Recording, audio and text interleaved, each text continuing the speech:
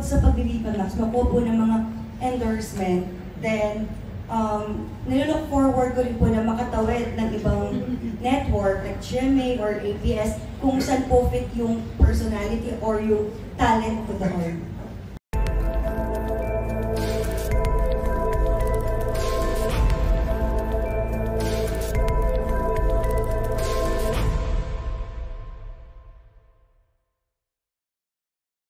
Sa showbiz, nag-start po kasi ako nung nagmo-model lang po ako. 2016 ako nag-start mag-model. So, nag-VTR po ako, masipag ako mag-VTR. Then, naglalaro po ako sa Mang Inasal. Then, sunod-sunod na po ng BC Collection, Avon, Billboards, nag-FHM po ako. Doon po sumikat yung pangalan ko. Then, after nun, nag-cast din po ako sa Batang Quiapo, Lalo na Sangre, yung mga ano lang po before sa TV. Then, sabi ko nga po last year, ayoko kasi pasukin talaga yung pagsisexy. Then, sabi ko last year, yung sarili ko muna. Siguro ito na lang yung hindi ko nagagawa kasi Aya Alfonso, kilala nila bilang wholesome na tao. Kasi lahat ng projects ko before is more on young mom, young entrepreneur, puro mga ganun po yung mga kinukuha kong projects sa mga commercial at sa mga print ads or AV visual. Then sabi ko nga po, if ever man may chance na maging sexy actress or ano, papasukin ko po kasi para sa sarili ko, challenging po kasi sa akin yun. Kasi yun na lang po yung hindi ko nagagawa. So, ilang years ko na po nagawa lahat, minsan lahat po, commercial, yung mga ganon.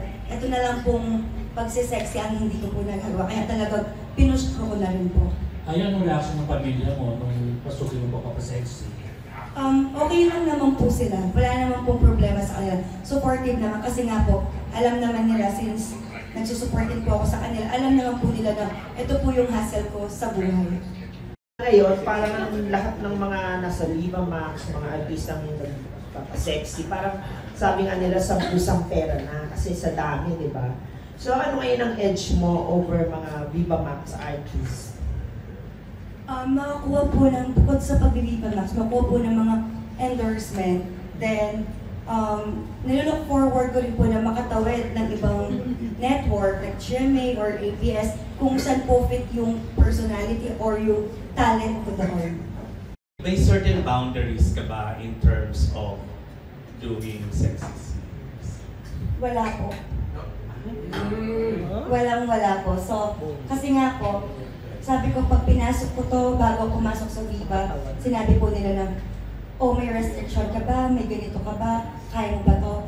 Kaya ko po lahat. Kasi pinasok ko to, ginusto ko to.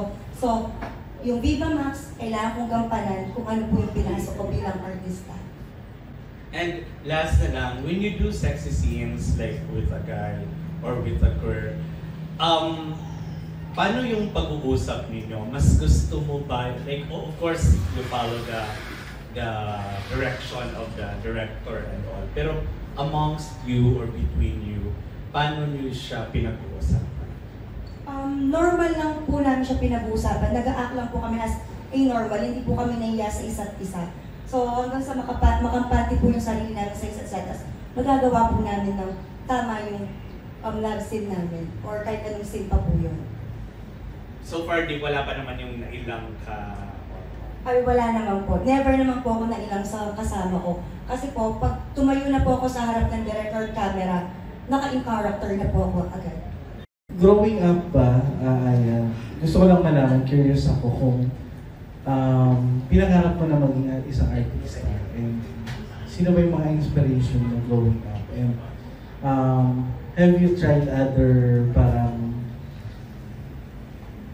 route na aside from Viva Max before para maging isang artista?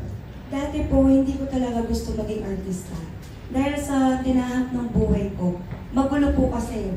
Medyo nagulo yung buhay ko 4 years ago. So, gusto ko pong maging private na tao na lang. Kasi natatikman ko na po maging model, magka-billboards, magka-commercial. So sabi ko sa sarili ko, enough na siguro to para sa akin. Pero wala po akong magagawa eh. Dinadala po ako pilit dito sa pag-artista. Kaya nga po siguro na kailangan ko po siya itry. Baka ito po talaga yung para sa akin. And now na, syempre, as artist ka rin ng Viva Max, ano yung parang pinaka nagugustuhan mo dun sa ginagawa mo ngayon? And ano ba yung nilook forward mo in your future? Nagugustuhan ko sa ginagawa ko, yung nakakasalamuha po ako ng ibang tao, nakakaharap ng mga ibang directors, nalalabas ko po kung ano po yung tinatago ko sa sarili ko, kung ano po yung galing ko, or kung ano po yung talent ko. So, nilook forward ko po, yun nga po na bukod sa Viva Max, makatawid po ng ibang network para mas mailabas pa po kung anong kailangan ilabas sa akin. Bukod po sa pagsisexy, yun po, gusto ko po may pakita kung ano pong talentong meron ako. Yun nga po yung ginugusto ko na minsan maging kontrabida or may iyakan na scene, ganun po. Bukod sa acting and modeling, ano pa yung iba pang talents mo na pwede mo pang i-offer na pwede mo pakita sa pelikula at sa iba pang mga projects? Nag-guesting din po ako. Pag sa guesting, sumasayaw, ayun po. Bukod sa, nagko-commercial, print ads, mga catalog, then sa pag-Viva Max, so, gusto ko ipakita yung kung ano pa yung kaya kong i-acting. May bigyan po ako ng pagkakataon na nabigyan ng ibang projects, mas mapapakita ko po kung ano yung talentong meron ako.